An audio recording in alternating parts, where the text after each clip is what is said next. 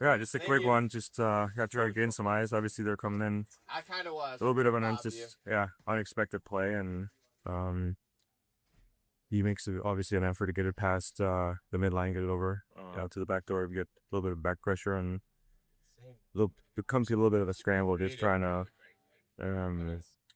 Obviously, he's helping out covering that, so it's very rare. He's gonna stick on it, and then once you see that, I think it's just good habits of trying to collect the trail leg and yeah, get over there, close as many balls as you can, and then yeah, try to find the puck. Hey, Really, want to ask you a little bit. the trail back a little. That's right. Like, as he comes in, like you set up a little flat. Obviously, yeah. I mean, I think a quick scan is just seeing that he's got a little bit of numbers, right? That you want to come in and set yourself up. Obviously, it's a quick play, so you don't get that much time to gather speed. So I think just setting up in case it dishes it over quick, and I think that's just yeah, a little bit of a reaction and trying to get get some momentum going back.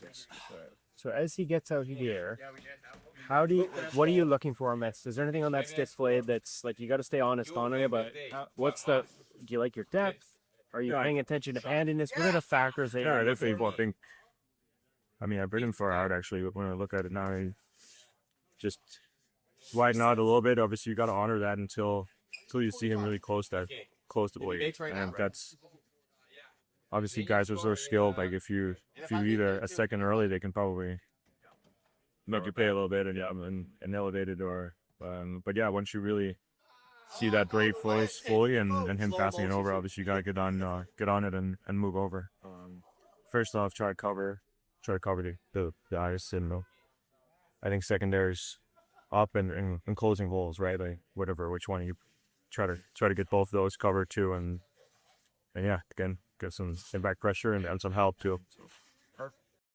Clip. I think this is like such a small detail, but I think this is so important. That look. We're just taking looks off as much as you can, like when the puck's in those soft areas, like there's no really shooting threat there from those spots. So just like getting a good picture, I think, of what's going on the ice, I think is really important there.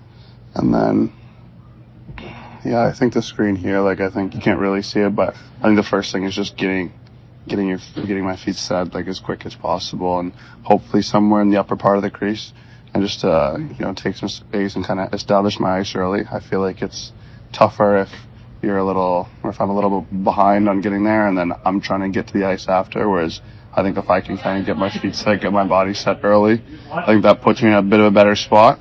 And then I think from here it's just trying to make it simple, staying over the puck in the drop, kind of just closing the space. And then I think that helps with staying on top of the second puck and kind of being there and be able to make that seal in the second play. And then, yeah, then it's just kind of get it out of there, especially like there's sticks in there. It's going to be tough probably to cover that, especially with, where my hand is on the other side of the leg there. So just at that point, just try to get it out of there and clear the space. No, you wouldn't know. No, because he didn't have a stick. Right.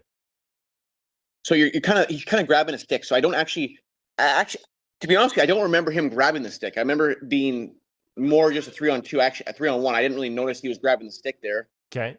Maybe because this is once again my first game of the season, so I was a little bit amped up to play it. So I'm a little bit less in my reads. You can also see that I'm amped up to play because my depth is super aggressive on this play.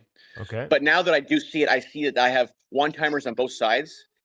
And Neil does a really good job of taking away the long pass, and it's a very common play. And Helly and I talk about it all the time. As soon as it goes to a middle guy, he's almost always going to give it back to the same guy on the 3-on-1 here. So Really? it just happens a lot. Does the fact he's left-handed make that more likely because he's got 100% it does, because it's going to be a harder pass for him to go around, and it's unless he one-times it really quick. I mean, you can see I'm already pretty much kind of loaded. I barely even push over to him. I'm almost staying in the middle of these two guys just because I know it's going to go back to him. I'm pretty certain at this point because I can see his body open. He never shows me shot. He never opens up for shot, never opens up for pass. So I'm fully loaded on my left leg, knowing it's going to go to this righty over here.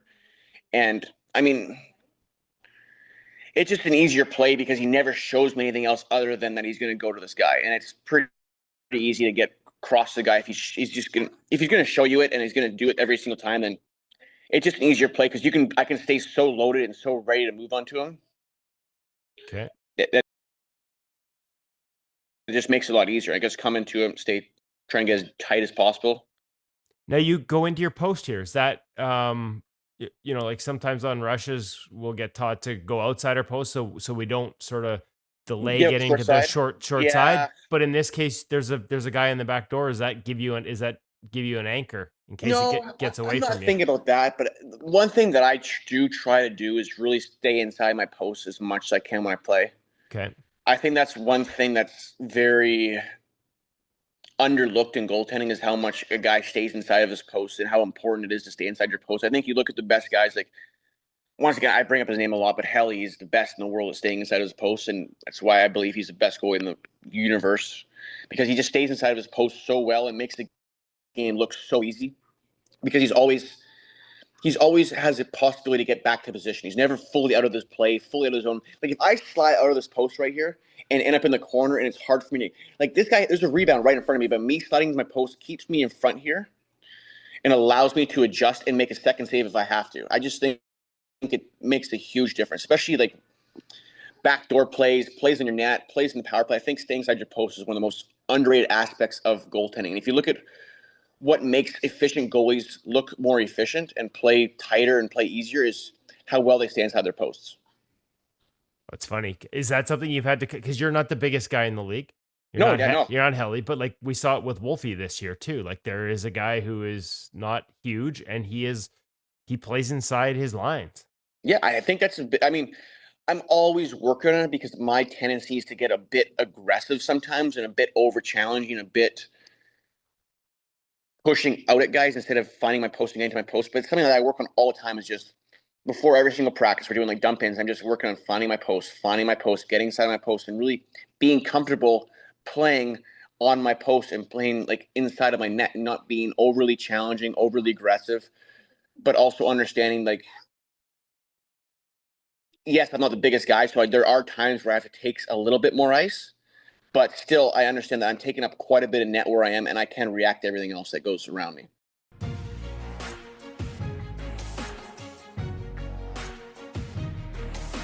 Hi, I'm Richard Bachman, goaltending coach with the Iowa Wild, and today we're setting up a 3-puck rotation goalie drill, which will also emphasize player skill development and that inner slot area in trying to score goals. So this drill starts out, we just got a player right in the middle of the slot. We set up pucks just outside the hash marks and a puck behind the net. Goalie is gonna start on the player, top of the crease. The player for this one is gonna face the goalie. So we're simulating that this player is kind of that second layer. Say it's a shot, rebound pops out. They're the one in the second layer. They're not the net front guy. We'll get to that in just a minute. So the drill starts. This player is going to decide which way he wants to go. So the goalie's holding on the player. Say he decides to go this way. Boom, it's in for a quick shot. As quick as he can, he's onto that second puck. Again, quick shot, trying to score goals here. So the goalie in this matter, he's waiting, he's being patient. He lets the player decide where to go. He's pushing, makes the save. Again, full recovery to that second puck. And then after that second shot, this player is onto the third puck as quick as possible. So it's quick feet. And then he's looking to jam or wrap, while this goalie, after he makes that second puck, is working to get organized on these posts to work on a little bit of post play and in tight. Once that puck plays out, stay on it until the goalie gets a whistle or the player scores within kind of a certain area of that rink. So that's the variation one. Then what we can do, same setup, we'll just push the pucks down in a little tighter.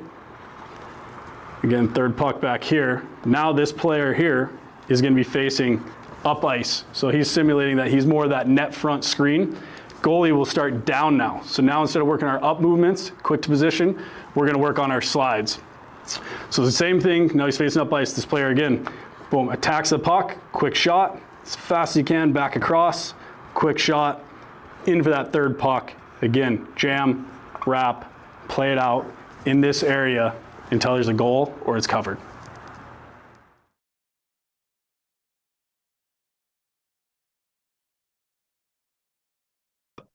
if I remember correctly, they tried to run this play a couple times.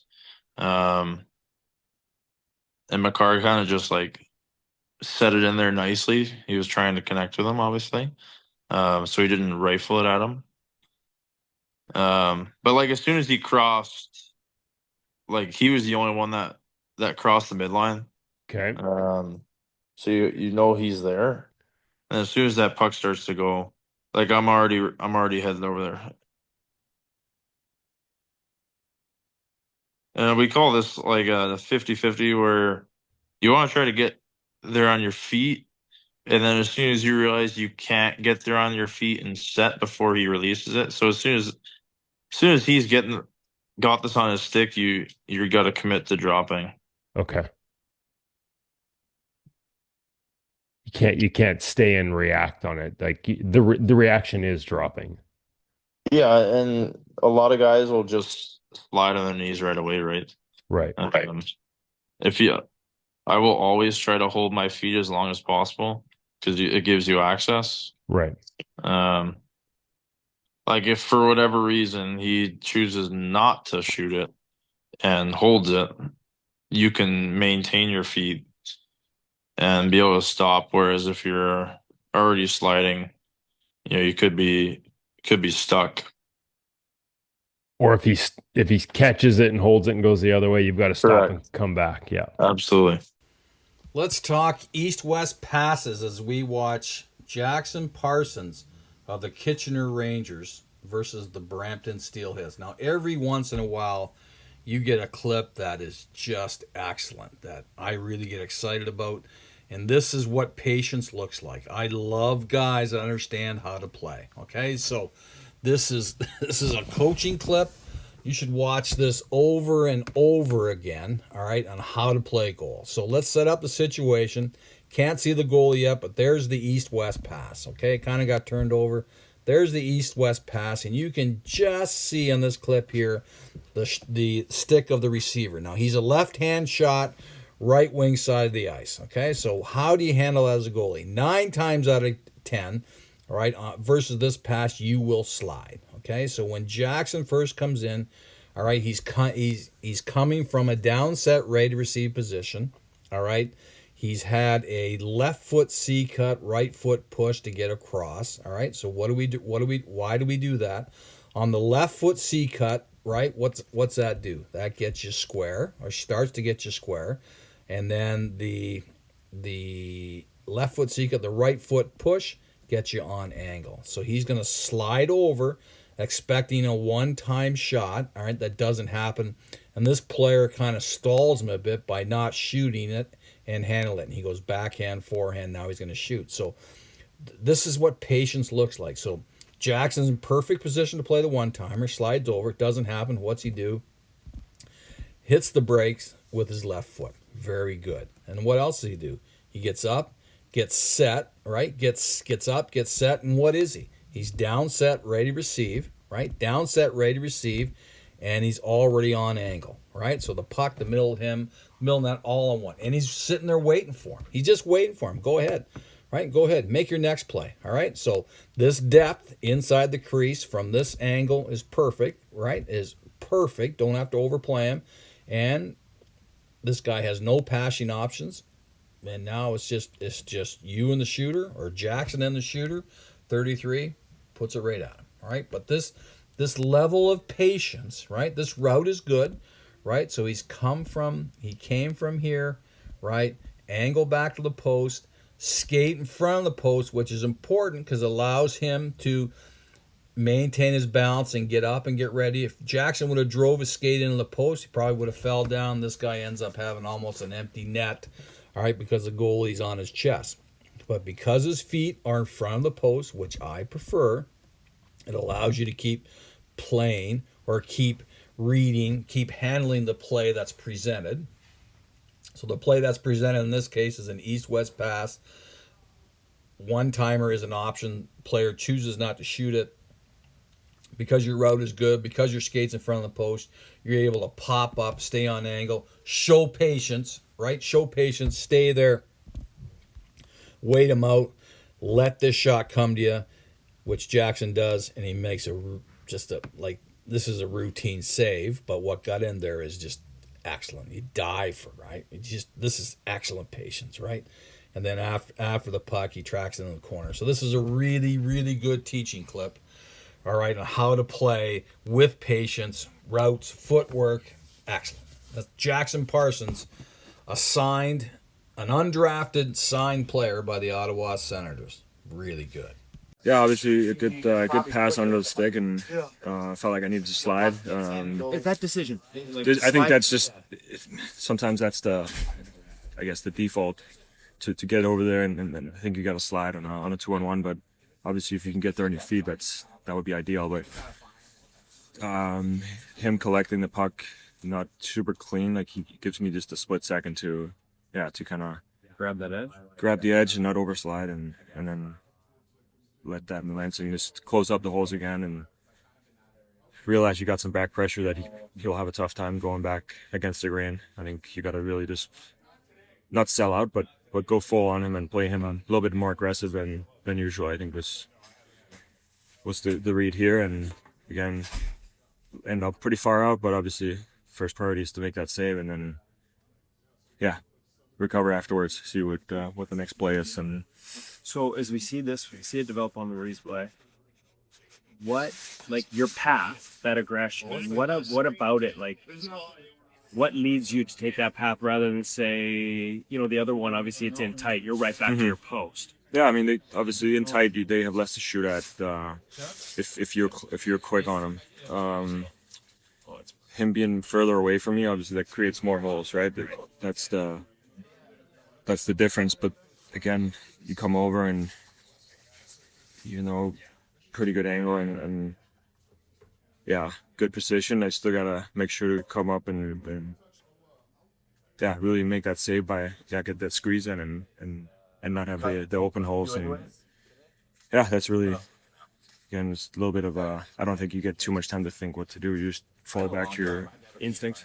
and try to take up as much ice as quick as possible. He's a right shot. I guess not a 1T option. Does that affect your plans to him? I think if you have a chance to look at, like, scan that before the play develops, that's obviously a great advantage, and you can push that blade right away and have a better angle. Is really what you're setting yourself up for.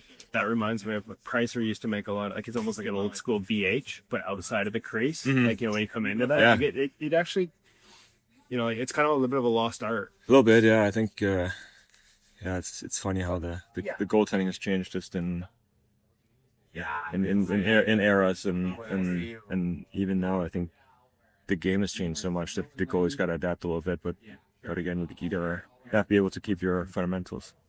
I think from here, like for me, I like to play playing overlap. I think just makes it simple when you can. Like, there's nothing really, like, there's a guy back here, but I feel like there's not really many weak side threats there.